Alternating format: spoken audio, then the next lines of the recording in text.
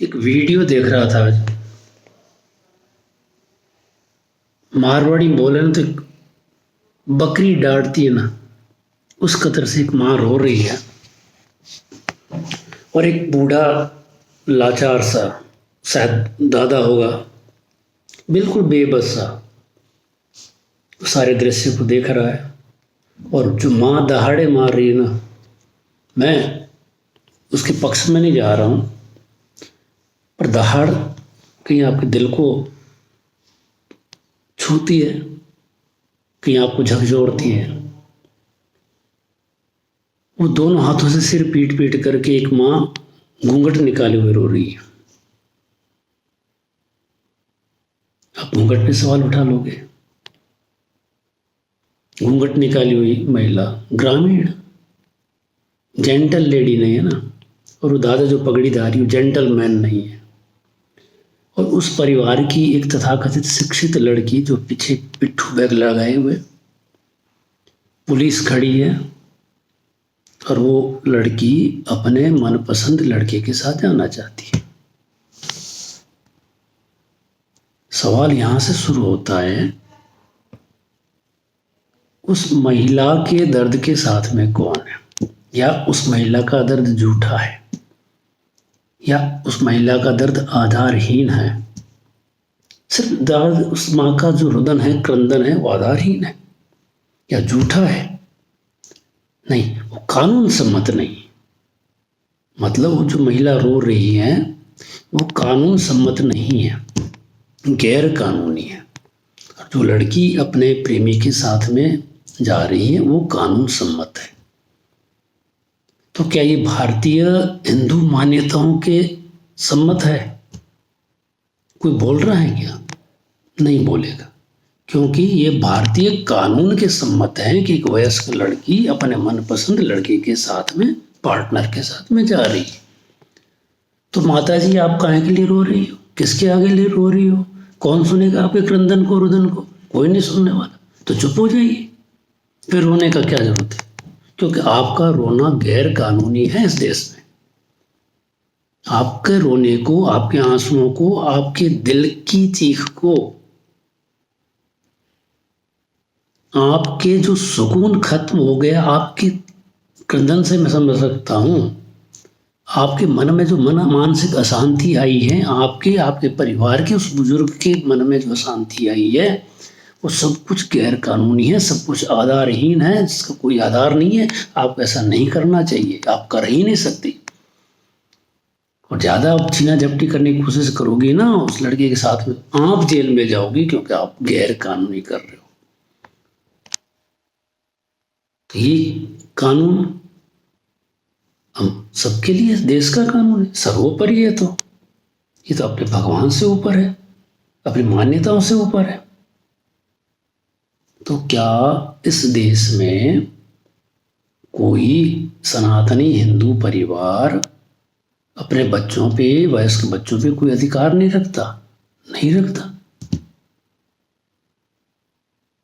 तो क्या इस देश की मान्यताएं, इस देश की परंपराएं, इसके सामाजिक बंधन इस देश के अंदर अवैध है? निसंदेह अवैध है।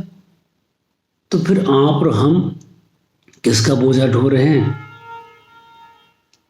किस परंपराओं का बोझा ढो रहे हैं? जो ढो रहे हैं तो गलत है, और ढो रहे हैं तो आधारहीन है।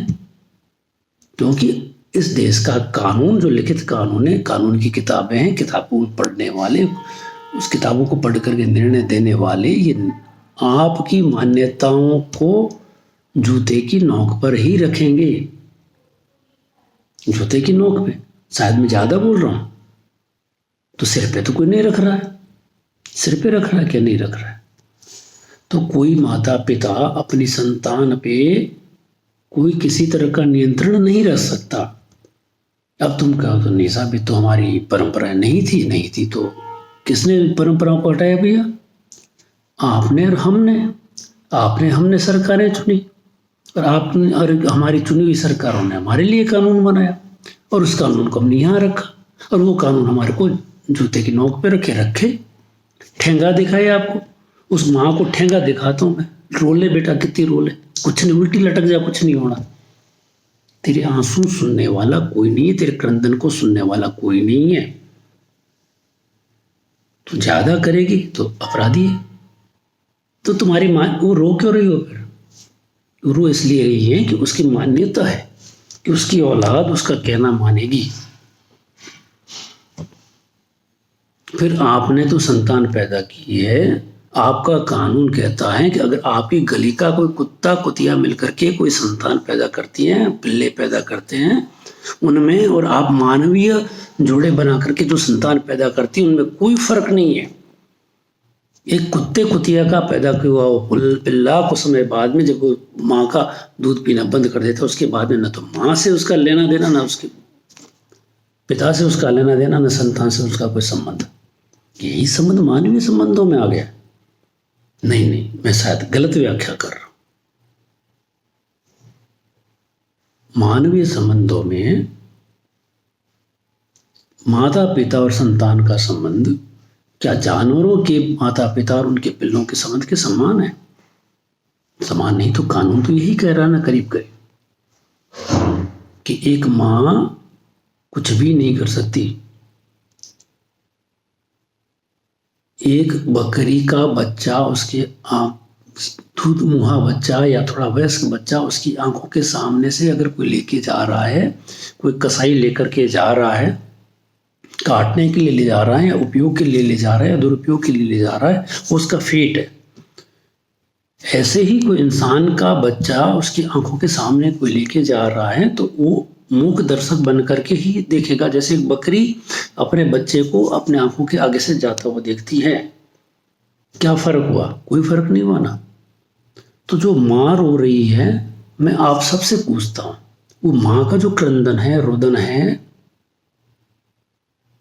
जो गैर कानूनी है और उसका कोई भी कानून उस मां के आंसुओं को पहुंचने के लिए तैयार नहीं रहेगा, तो क्या वाकई वो मां गलत रो रही है?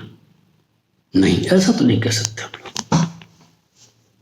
वो जो बूढ़ा लाचार डोकरा बासा खड़ा है, जो अपनी आंखों के सामने वो तमाशा देख रहा है, तमाशा मैं हो सकता मैं वापस अपने शब्द ले लेता हूँ, गलत बोल रहा हूँ, पर वो कुछ नाटक देख रहा है, कुछ घटना देख रहा है जिसे मैं तमाशा करने की गलती कर रहा हूँ, जरूरत कर रहा हूँ, गलती कर रहा हूँ।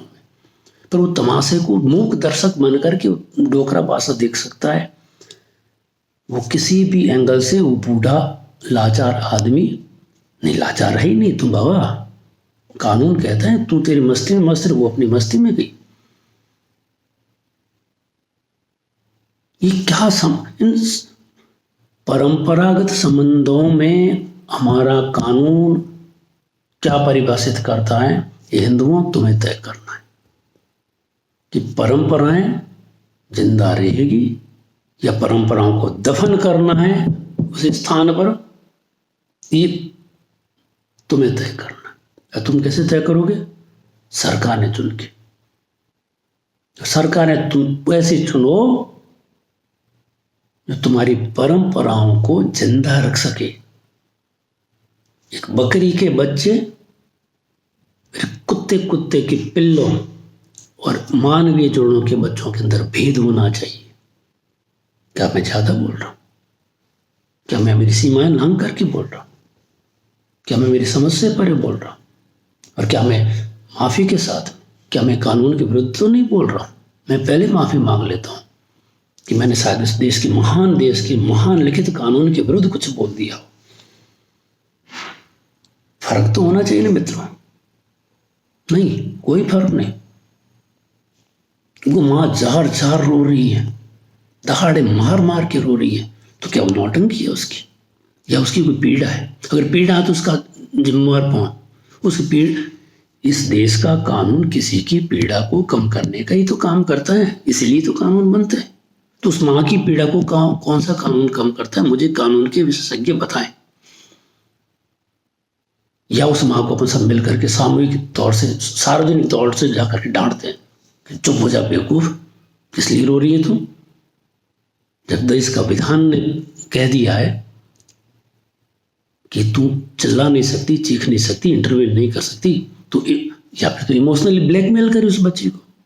तो ब्लैकमेल तो कर ही नहीं सकते। कर सकते हो क्या? मेरे मित्रों, कानून के विशेषज्ञों, मुझे बताओ कि कोई भी इंसान दूसरे को शब्दों से, आचरण से, व्यवहार से, इशारों से, लिखित में अलिखित में ब्लैकमेल कर सकते हैं क्या? नहीं कर सकता होगा शायद मैं सोचता हूँ, मैं विद्यार्थी नहीं हूँ कानून के, मैं सोचता हूँ ब्लैकमेल नहीं कर सकता। तो ये माँ जो दहाड़ रही है, वो दहाड़ करके अपने बच्चे को ब्लैकमेल कर रही है, तो उस माँ को सजा मिलनी चाहिए। या तो आप सजा दो उस माँ को कि तू ब्लैकमेल क्यों कर रही बच्ची को, इमोशनली ब्लैकमेल कर रही है ना, दहाड़े मार के तू रो रही के साथ, तेरे रोने से उस लड़की का, तेरी जो बच्ची है उसका दिल पसी जाएगा, वो तेरे पास आ जाएगी लौट करके, गले लिपट जाएगी, मेरी माँ मत रो। नहीं, तो तुम ब्लैकमेल करना छोड़ दे बच्ची को। मैं सोचता हूँ इस घटना को, इस कृत्य को जो अपन देखे, दृश्य देखे, वो दृश्य एक इमोशनल ब्लैकमेल करने के दृश्य है। कहां परिभाषा दोगे? तुम सरकारें बनाते हो, तुम और हम मिलकर के सरकारों को चुनते हैं, और वो सरकारें हमारी मान्यताओं को कहां ले जाती है, कहां ले जाके ठहराती है? उत्तर है किसी के पास?